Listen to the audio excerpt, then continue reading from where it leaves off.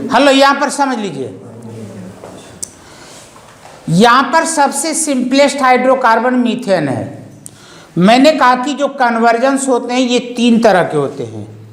एक होता है एसेंट टाइप कन्वर्जन, यह एसेंट याद ना रहे तो इंक्रीजिंग टाइप कन्वर्जन। हिंदी में इसे आप याद रख सकते हैं कि वह कन्वर्जन जिसमें number of carbon atoms increase होते हैं। जैसे कि मैंने कहा कि मीथेन टू ईथेन कन्वर्ट करो, तो मीथ का मतलब 1 कार्बन और ईथ का मतलब 2 कार्बन। तो यहां पर नंबर ऑफ कार्बन एटॉम्स क्या हो रहे हैं, इंक्रीज हो रहे हैं। क्या कुछ कन्वर्जन्स ऐसे होते हैं जिसमें कि कार्बन एटॉम्स इंक्रीज होते हैं। दूसरा होता है डिसेंट टाइप कन्वर्जन। डिसेंट का मतलब घटना, यानी कि डिक्रीजिंग टाइप का, यानी कि आपके पास यहां पर प्रोपेन है और प्रोपेन को कह दिया गया कि इसे आप यहां पर एथीन में बदल दीजिए, यह ईथेन में बदल दीजिए। तो प्रोप का मतलब हो गया कि 3 कार्बन और ईथ का मतलब हो गया यहां पर 2 कार्बन। तो इस बार देखिए number of carbon atoms decrease हो गए। एक होता है नॉर्मल कन्वर्जन। नॉर्मल कन्वर्जन या सिंपल कन्वर्जन, इसमें कार्बन एटॉम्स ना तो इंक्रीज होते हैं और ना ही डिक्रीज होते हैं। जैसे यहां पर आपको दिया गया है एथीन और आपको यहां पर कह दिया गया कि इसे इथाइल एल्कोहल में चेंज करें, इथाइल एल्कोहल में चेंज करें। तो ईथ का मतलब 2 कार्बन और यहां भी ईथ है तो इसका भी मतलब क्या हुआ, 2 कार्बन। तो यहां पर कार्बन एटॉम्स चेंज नहीं हो रहे हैं, जितने कार्बन इधर है उतने ही कार्बन इधर है।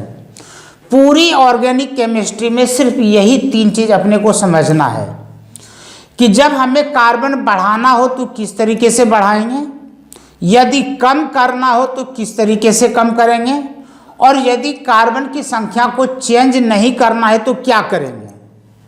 समझ में आया। नंबर 1 में लिखें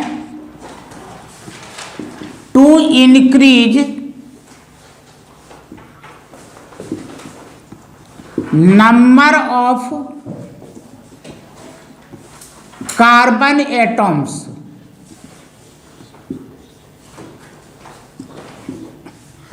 किसी भी कन्वर्जन में कार्बन एटॉम्स की संख्या बढ़ाने के लिए हमारे पास वो कौन कौन से रास्ते हैं, वो कौन कौन से मेथड्स हैं जिससे कि आप number of carbon atoms increase कर सकते हैं। ये आज का लेक्चर जिनका छूट जाएगा उनके समझ में ऑर्गेनिक केमिस्ट्री का कन्वर्जन कभी नहीं आएगा, इसलिए आज के लेक्चर मिस नहीं होने चाहिए किन्हीं के। जिनको नहीं समझ में आ रहा है कि वुड्स रिएक्शन क्या होता है वो बाद में पूछ लेना, बाद में मैं अपने आप समझा दूंगा। लेकिन आप ये याद रखें कि वुड्स रिएक्शन में क्या होता है, इसका यूज हम कब करते हैं, जब number of carbon atoms just double करने हों। अब मान लीजिए कि कहीं पर 4 कार्बन है और आप इसे सीधे 8 कार्बन में बदलना चाहते हैं, या कहीं पर 2 कार्बन है इसे 4 कार्बन में बदलना चाहते हैं, कहीं पर 3 कार्बन है इसे 6 कार्बन में बदलना चाहते हैं, कहीं पर 8 कार्बन है इसे 16 कार्बन में बदलना चाहते हैं, तो वहां पर कौन सा मेथड यूज करेंगे, वुड्स रिएक्शन। समझ में आया क्या।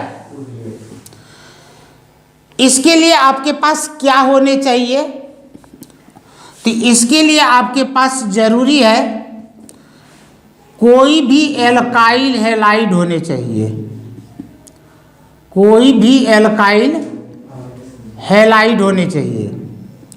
मान लीजिए कि आपके पास यहाँ पर CH3 CH2 और Cl है, तो यह क्या हो गया, इथाइल क्लोराइड हो गया।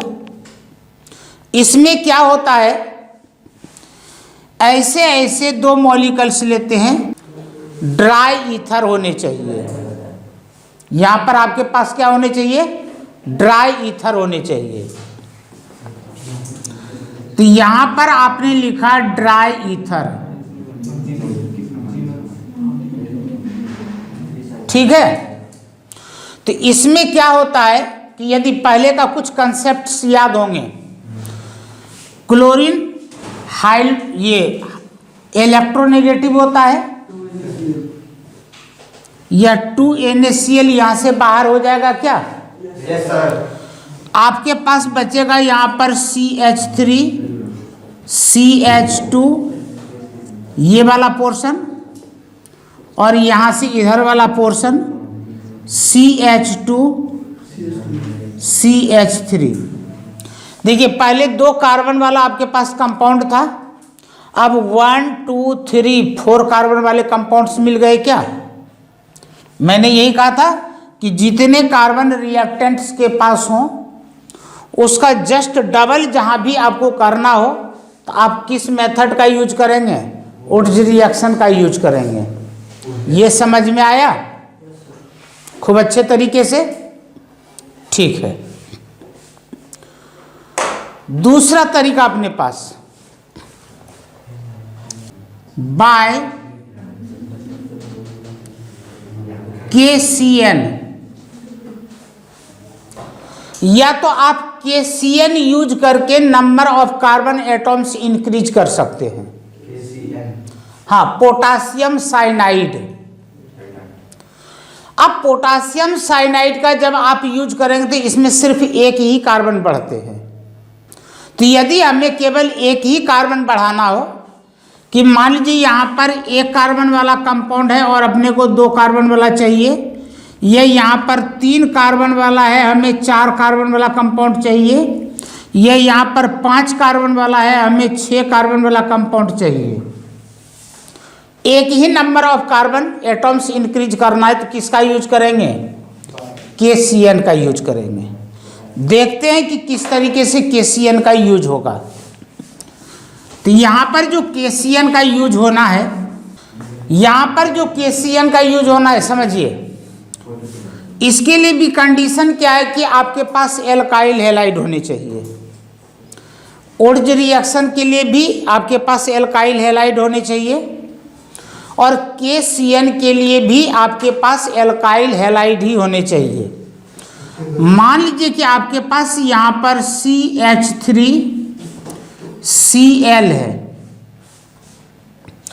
और आपने यहाँ पर यूज किया KCN। कहानी वही याद रखने हैं, हाइड्रोजन को कभी भी मेटल मिल जाए ये बाहर हो जाएगा, तो यहाँ से KCl बाहर हो जाएगा क्या? तो जब यहाँ से KCl आउट हो गया तो क्या बचा, CH3 और Cn।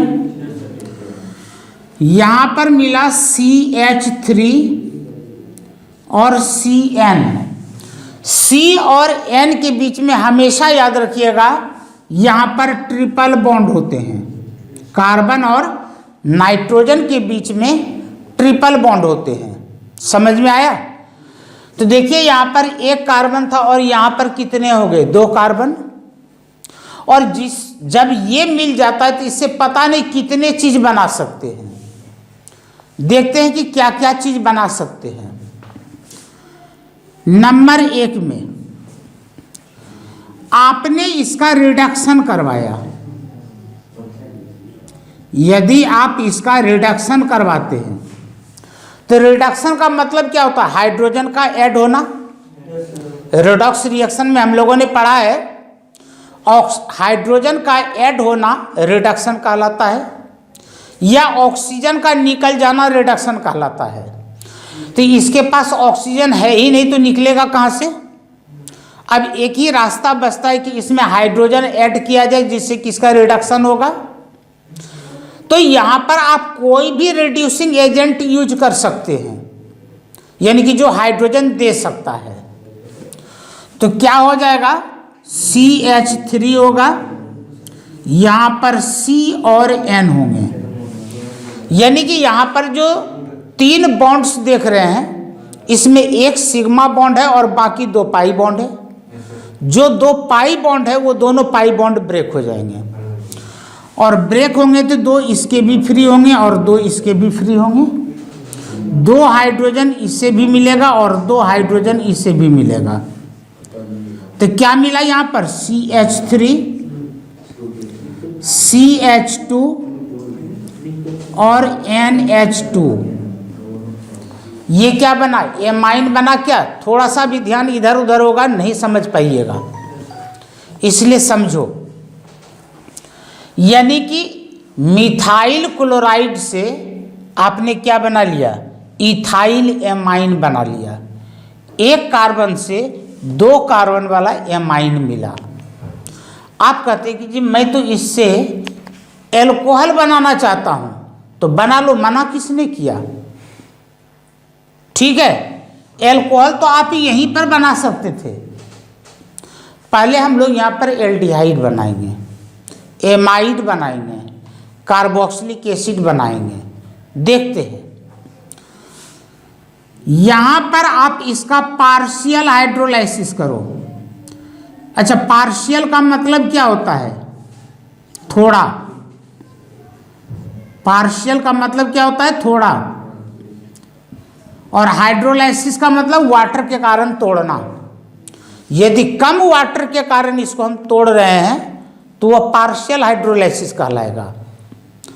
कम वाटर का मतलब 1 वाटर, और अधिक कंप्लीट हाइड्रोलाइसिस का मतलब 2 वाटर।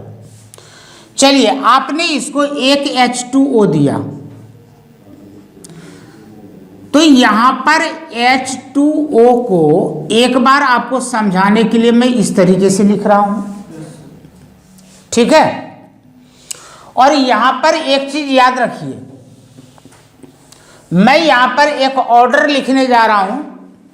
वो ऑर्डर आप जब तक केमिस्ट्री पढ़ते रहेंगे, इवन की MSc तक, वो आपकी मदद करता रहेगा। उठाइए फोन और कीजिए बात।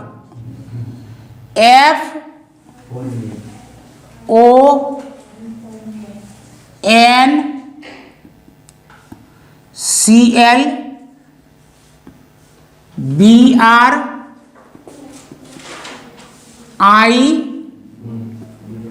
Dot dot carbon dot dot hydrogen metals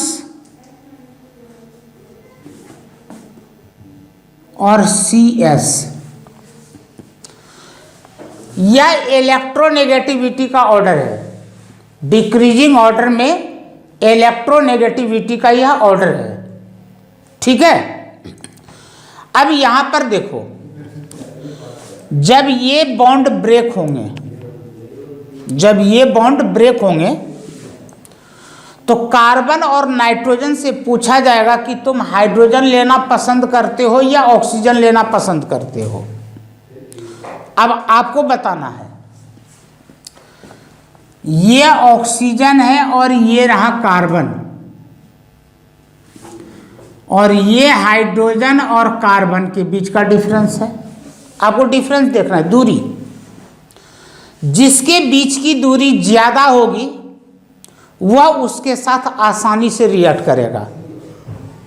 दूरी ज्यादा होने का मतलब कि वहां पर इलेक्ट्रोनेगेटिविटी का डिफरेंस ज्यादा है। जहां पर इलेक्ट्रोनेगेटिविटी का डिफरेंस ज्यादा होता है उसके बीच अट्रैक्शन ज्यादा होते हैं। वहां पर प्लस माइनस ज्यादा बनता है। तो कार्बन हाइड्रोजन लेना पसंद करेगा या ऑक्सीजन लेना पसंद करेगा? ऑक्सीजन लेना पसंद करेगा। चलिए, अब जरा नाइट्रोजन से पूछते हैं।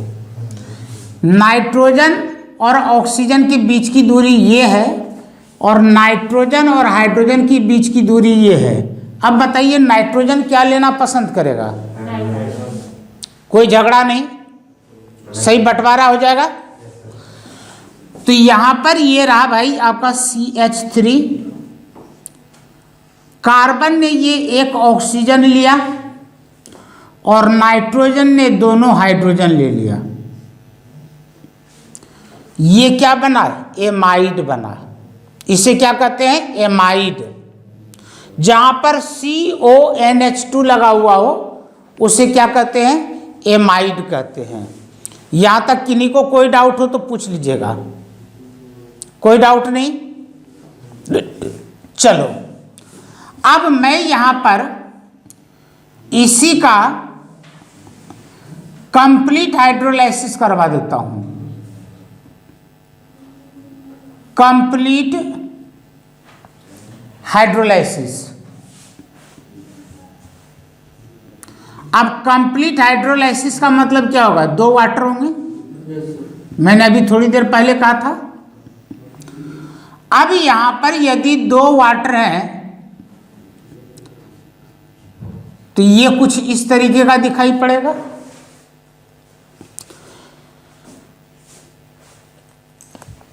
जब एक वाटर था तो कार्बन ने ये वाला ऑक्सीजन ले लिया और नाइट्रोजन ने ये दोनों हाइड्रोजन ले लिया। अब एक यहां पर और आ गया। अब कहा कि बताओ कौन क्या लेगा? तो नाइट्रोजन ने कहा कि मुझे तो क्या चाहिए? हाइड्रोजन ही चाहिए ना। तो नाइट्रोजन ने यहां से एक हाइड्रोजन लिया और यह NH3 बन जाएगा क्या? अमोनिया बनकर के बाहर हो जाएगा। जब अमोनिया बनकर के बाहर हो जाएगा तो जरा देखो, ये रहा CH3, यहां पर है C डबल बॉन्ड O और नाइट्रोजन यहां से बाहर हो गया हाइड्रोजन लेकर के। और कार्बन तो कहता है कि मैं तो लूंगा ऑक्सीजन, और ऑक्सीजन कहता है कि मैं इस हाइड्रोजन को अकेला छोड़ूंगा कहां? यदि तुम मुझे रखना चाहते हो तो साथ में इसे भी रखो। कहा कि आ जाओ। तो क्या होगा? OH यहां पर आएगा क्या? क्या बना? कार्बोक्सिलिक एसिड बना क्या? COOH। तो देखिए, मिथाइल क्लोराइड से आपने यहां पर एमाइन बनाया, एमाइड बनाया, कार्बोक्सिलिक एसिड बनाया। ठीक है। अब यदि कार्बोक्सिलिक एसिड का आप यहां पर रिडक्शन करवा देते हैं, यहां पर आप इसका क्या करवाते हैं? रिडक्शन, और पार्शियल रिडक्शन करवाते हैं। कौन सा रिडक्शन करवा रहे हैं? Partial reduction. पार्शियल रिडक्शन का मतलब कि यहां पर 2 ही हाइड्रोजन होंगे, और कंप्लीट रिडक्शन का मतलब कि 4 हाइड्रोजन होंगे। ठीक है। पार्शियल रिडक्शन का मतलब 2 हाइड्रोजन और कंप्लीट रिडक्शन का मतलब 4 हाइड्रोजन। तो यहां पर कौन सा रिडक्शन हो रहा है? Partial reduction. पार्शियल रिडक्शन में क्या होगा कि यहां से एक H इस OH को लेकर के आउट हो जाएगा। तो क्या बनेगा? H2O बाहर हो गया क्या? अब एक जो यहां पर हाइड्रोजन बचा वो इसके साथ जुड़ेगा और यह बनाएगा CH3, C double bond O और H। अब ये आपको क्या मिला? देखिए, बिल्कुल सही, CHO ग्रुप है, एल्डिहाइड मिला क्या? तो मिथाइल क्लोराइड को आपने पहले KCN के साथ रिएक्ट कराया। क्यों कराए थे? एक कार्बन बढ़ाने के लिए। इसका मकसद यही था कि एक कार्बन बढ़ाना है। एक कार्बन बढ़ा दिए। अब एक कार्बन बढ़ाने पर अब इससे आपको जो बनाना है वो बना लीजिए। आप कहते हैं कि जी इसका मैं फिर से रिडक्शन करवा दूं, करवा दो। तो यदि फिर से रिडक्शन करवाएंगे तो फिर यहां पर 2 हाइड्रोजन देना पड़ेगा ना।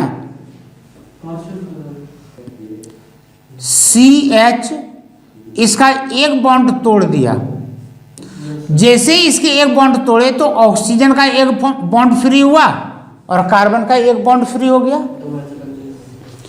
तो एक हाइड्रोजन यहां पर लगा दिया और एक हाइड्रोजन यहां पर लगा दिया। देखो क्या बना, CH3 है क्या, ये वाला पोर्शन, ये CH2 हुआ क्या, और ये वाला पोर्शन क्या कहलाएगा, OH। तो बताओ क्या बना, एल्कोहल बना। क्या बन गया, एल्कोहल बन गया। तो आपने इससे एमाइन बनाया, एमाइड बनाया, कार्बोक्सिलिक एसिड, एल्डिहाइड, एल्कोहल। आपको अब भी चैन नहीं है। क्या चैन नहीं है, आप कहते हैं कि जब तक ये ऑक्सीजन ना निकल जाए तो मुझे चैन नहीं है। तो फिर इसका रिडक्शन कराओ। अब यहां से फिर आप रिडक्शन करवाते हैं।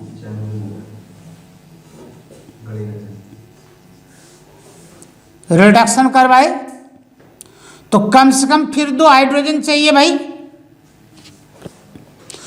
क्या करेगा, एक हाइड्रोजन यहां से OH को पकड़ेगा, बाहर कर देगा, वाटर बाहर, और एक हाइड्रोजन जो बचेगा वो यहां पर जुड़ जाएगा। क्या बना, CH3 बना। तो क्या बना, मिथाइल क्लोराइड से इथेन बना। ठीक है, किन्हीं को कोई डाउट? आप कहते हैं कि ना जी मैं इथेन तो नहीं बनाना चाह रहा था, मैं एथीन बनाना चाह रहा था। कोई दिक्कत नहीं, इसमें टेंशन किस बात की, इसमें कोई टेंशन ही नहीं है। आप यहां से रिएक्शन को आगे लेकर के जाओ। बताओ, आपने यहां पर कंसंट्रेट H2SO4 यूज कर दिया, क्या करेगा ये, थैंक यू, वाटर बाहर करेगा। यहां से यह वाटर बाहर करेगा। तो वाटर कैसे निकालेगा, तो यहां से ये OH पकड़ेगा और यहां से H पकड़ेगा, H2O बाहर। इस कार्बन का एक बॉन्ड फ्री और इस कार्बन का भी एक बॉन्ड फ्री। क्या बना लेगा, CH2 डबल बॉन्ड CH2। अब ये सब आपके दिमाग में याद है, इसको मैं दोबारा लिखूंगा। ये तो मैं अभी रफ मैंने किया है, फोटो खींचने वाला अभी सिस्टम नहीं है, लेकिन आपके दिमाग में इतना तो आ गया कि हमने यहां पर मीथेन से शुरू किया था, मिथाइल क्लोराइड बनाया। आप कहेंगे कि आपने तो मीथेन हटा दिया था सर जी। चलो मैं यहां पर एक काम कर लेता हूं,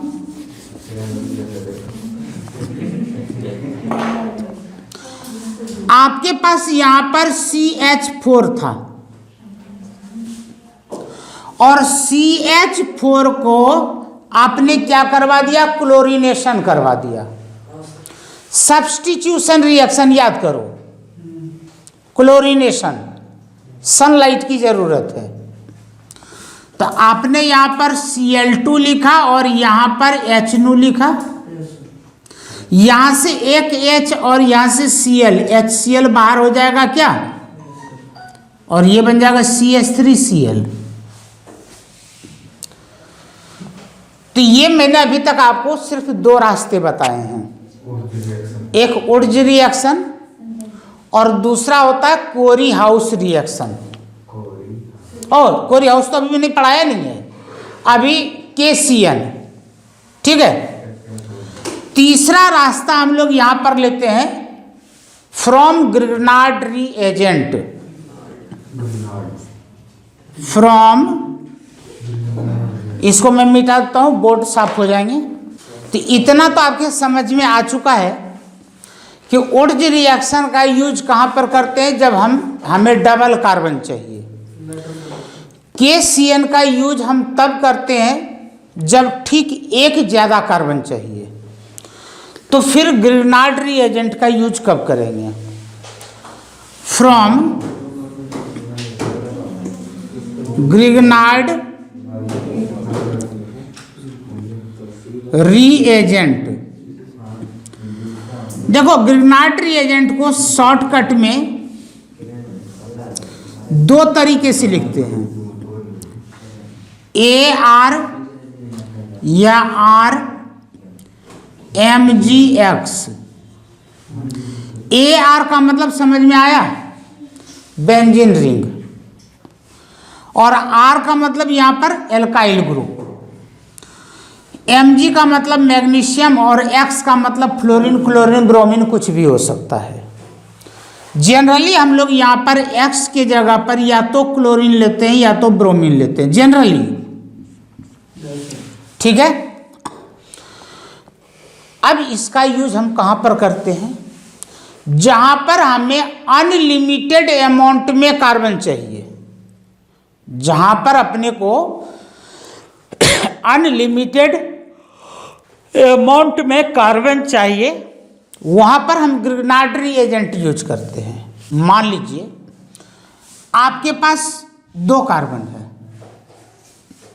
2 कार्बन का कोई कंपाउंड है। यदि वुड्स रिएक्शन करवाते हैं तो आपको कितने कार्बन वाले मिलेंगे? 4 कार्बन वाले।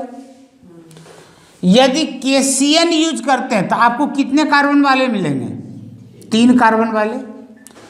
और आपको चाहिए यहाँ पर 6 कार्बन वाले, किसी को चाहिए 5 कार्बन वाले, किसी को चाहिए 8 कार्बन वाले, ठीक है। इसका कोई लिमिट तो है ही नहीं। तो वहां पर हम किसका यूज करेंगे? ग्रिग्नार्ड रिएजेंट, क्योंकि ग्रिग्नार्ड रिएजेंट में हमने यहां पर क्या लिख रखा है? R। और R का मतलब मिथाइल भी होता है, इथाइल भी होता है, प्रोपाइल, ब्यूटाइल, पेंटाइल, हेक्साइल, जितना कार्बन चाहिए उस हिसाब से एल्काइल ग्रुप लगा दो। तो यहां पर ग्रिग्नार्ड रिएजेंट का यूज होता है unlimited number of carbon atoms increase करने के लिए, यानी कि to increase unlimited number of carbon atoms, ठीक है। किन्हीं को कोई doubt? To decrease number of carbon atoms, carbon atoms को डिक्रीज करने के लिए। नंबर 1 में डीकार्बोक्सिलेशन,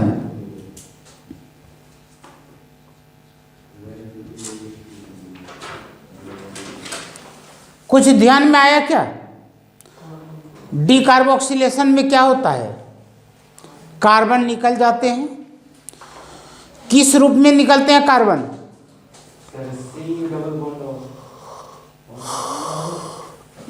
कार्बोनेट के रूप में।